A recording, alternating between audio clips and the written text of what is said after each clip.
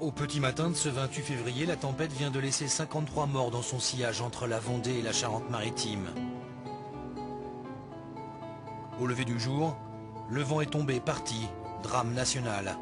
Tragédie incompréhensible sur le coup. Et puis, à mesure le bilan se précise, le tribut est lourd, très lourd. La polémique enfle, et ce qui vient de se passer devient inacceptable, avec un peu de recul.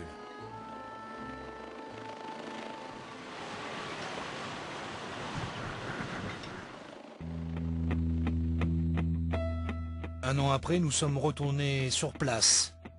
Vu du ciel, la Charente-Maritime a retrouvé son vrai visage. Un bord de côte aux allures de carte postale. Les touristes sont revenus cet été, tout avait l'air normal, comme avant. Pourtant, à y regarder de plus près, les cicatrices sont loin d'être refermées. Alors on est allé voir les principaux acteurs de cette catastrophe.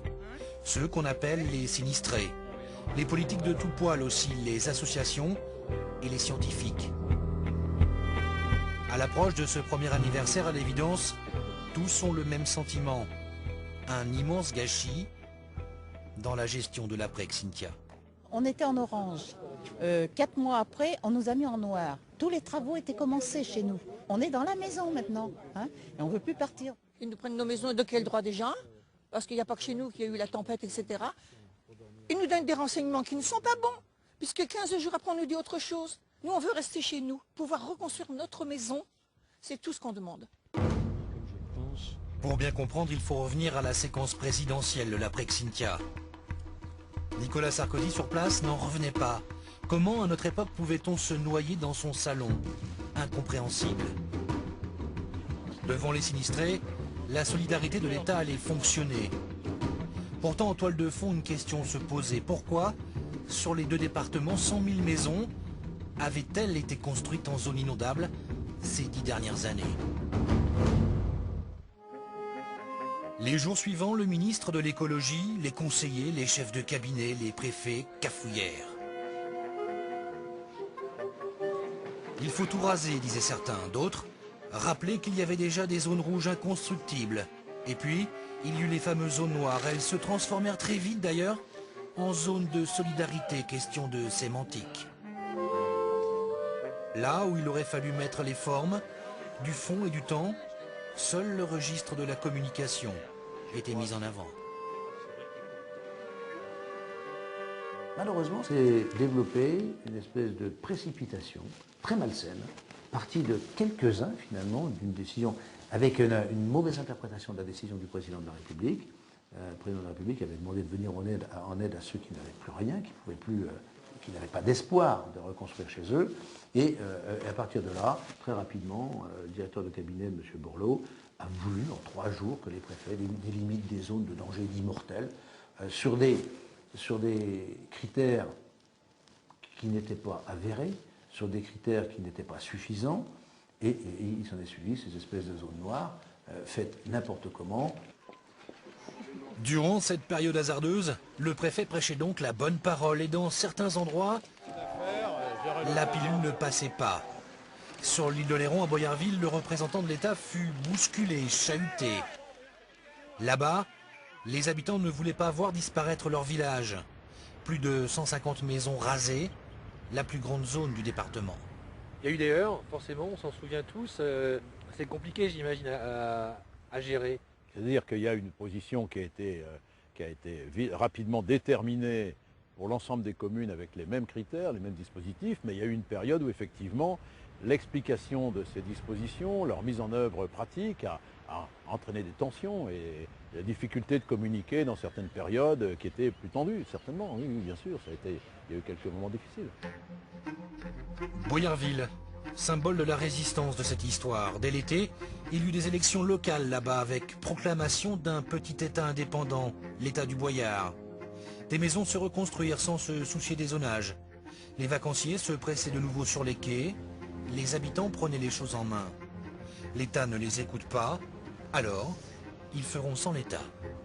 Bonjour, Olivier Schmitt, merci de nous recevoir. Très bien, on a vu que Boyarville était rentré dans une forme de résistance. Un an après Xynthia, on en est où ici? Et effectivement, on s'est pris en main et nous allons prouver à Madame le ministre Kosciusko-Morizet, qui est venue le voir et qui simplement nous pose la question: pouvez-vous me prouver qu'on est capable de sauvegarder les biens et les personnes à Boyarville? Alors on va le faire.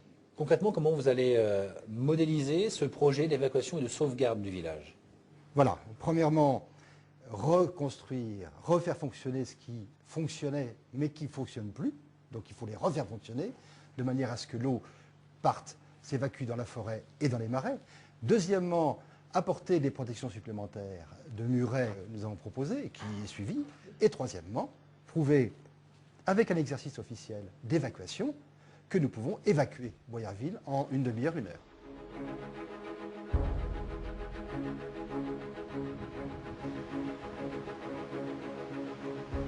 Après le remaniement de novembre dernier, le rapport de force prit un autre visage, une autre tournure.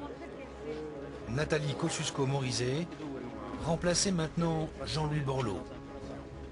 Vous mettez en cause le zonage comme il est effectué à l'heure actuelle. Ça veut dire que là, vous remettez complètement en cause le zonage. Sa visite sur zone en Charente-Maritime rassurait tout le monde. Enfin, l'État écoutait et prenait acte des différences de chacun. Très bien, nous sommes presque 1 an après la tempête Cynthia. Nathalie Kosciusko-Morizet est venue il y a quelques jours. Quel sentiment ressort après sa visite? J'en ai retenu des annonces qui allaient dans le sens de ce qu'on réclamait en fait depuis quasiment pas la tempête, mais depuis les premières mesures à l'issue de la tempête. Donc un discours qui était beaucoup plus ouvert. Mais il a fallu 1 an de décisions, disons, autoritaires et bâclées pour en arriver là.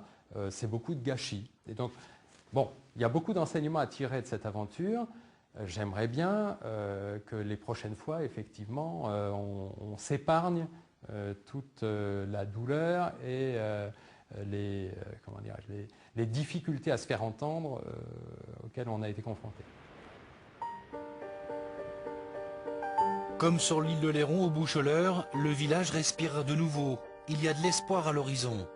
Un plan de protection face aux assauts de la mer pourrait sauver ici les 107 maisons zonées. On est en train de regarder avec le Conseil général qui fait une expertise s'il y a d'autres solutions techniques. Pour le représentant des sinistrés, le bon sens l'emporte enfin. Le plan de défense du trait de côte proposé par le Conseil général est sur la bonne voie. Un plan simple, peu coûteux et surtout validé par les nouveaux experts. Ça n'a pas été en bonne voie pendant 8 mois parce qu'on n'avait eu aucun contact avec l'État. On a essayé de se battre mais avec 2 balles de ping-pong contre un char d'assaut en fait, donc il n'y avait aucun dialogue. Donc après, au mois de septembre, 2 experts mandatés par l'État sont arrivés au Boucheleur. On a bien visité le village, expliqué pourquoi l'eau était montée, voilà, parce que personne ne s'était posé la question avant. Donc ils ont bien compris qu'avec un système de port où descendent les ostréiculteurs, la surcote on ne l'aurait pas subi. Et puis deuxième point faible, c'est la dune de la LPO sur la commune d'Yves qui est trop basse et trop fragile, quoi. Et donc ce projet, je pense qu'il a été déjà oralement approuvé par Nathalie Kosciusko-Morizet. Ça veut dire quoi concrètement? Ça veut dire qu'ils vont nous foutre la paix dans longtemps, j'espère. Si certains semblent voir le bout du tunnel, d'autres sont au bout du rouleau. Vu d'en haut, le village d'Étré semble être resté le même. En bas, c'est un village fantôme suspendu dans le temps. Rue désertée, maisons murées, camping abandonné, hôtels fermés. Après des mois de lutte pour sortir du zonage, le constat est amer. Rien n'y fera.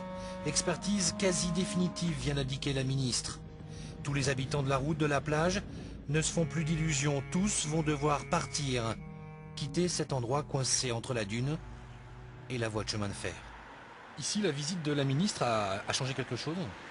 Alors pour Étré, c'était un petit peu particulier puisque tout de suite elle a été très ferme en disant que Étré ne méritait pas d'être sauvé et que les protections étaient très difficilement envisageables, tout en sachant que dans une enquête d'utilité publique, la balance qui est faite, c'est la balance du coût des protections et du coût des maisons expropriées. Les maisons qui restent à exproprier aujourd'hui, elles sont moins d'1 dizaine à Étré. Donc voilà, même sur le plan légal, à part à trouver des vices de forme dans les dossiers, on ne pourra pas se défendre de toute façon.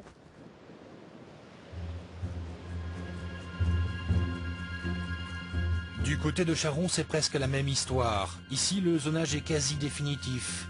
Des dizaines de maisons sont concernées, avec autant de familles, les oubliés de Charon comme ils s'appellent. Ici, Cynthia a fait 3 morts. Sur le plan matériel, les digues ont été remises en état comme avant, en amont des habitations dans le Marais. D'ailleurs, à ce sujet, le département est dans les temps. Le vaste programme de protection du littoral est quasiment bouclé.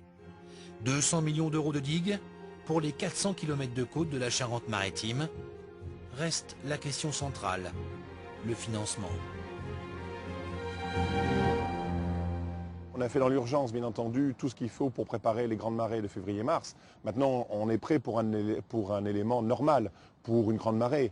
On ne peut pas être prêt pour une nouvelle tempête de niveau Xynthia ou Xynthia 2 ou autre chose. C'est pour ça que le niveau 3 doit se préparer. Le niveau 3, c'est le niveau après Xynthia, c'est-à-dire en prenant l'aléa de Xynthia, donc plus de hauteur de digue, refaire beaucoup mieux bien sûr ce qui a été fait, et puis envisager tout simplement une défense complète. Attention, l'avenir est qu'il faut trouver maintenant encore 180 millions. Les propositions sont faites, il faut que l'État ensuite les valide et les finance. Sur le plan humain, il reste beaucoup de personnes dans la tourmente, des sinistrés toujours mal logés, en situation de souffrance. Les conséquences de Xynthia sont donc loin d'être finies. Des expertises sur d'éventuelles expropriations sont toujours en cours. Pour l'heure, sont validées par l'État 12 zones de solidarité en Charente-Maritime. 751 maisons sont directement concernées. À y regarder de plus près et avec un peu de recul, cette nuit du 28 février 2010 était largement prévisible. Météo, horaires et coefficients de marée, digues mal entretenues, construction d'habitations en zone agricole, donc inondables, tous ces éléments étaient connus. C'est leur conjonction qui, au final, était peut-être la plus difficile à prévoir. À quelques heures près, ces inondations n'auraient tout simplement pas eu lieu.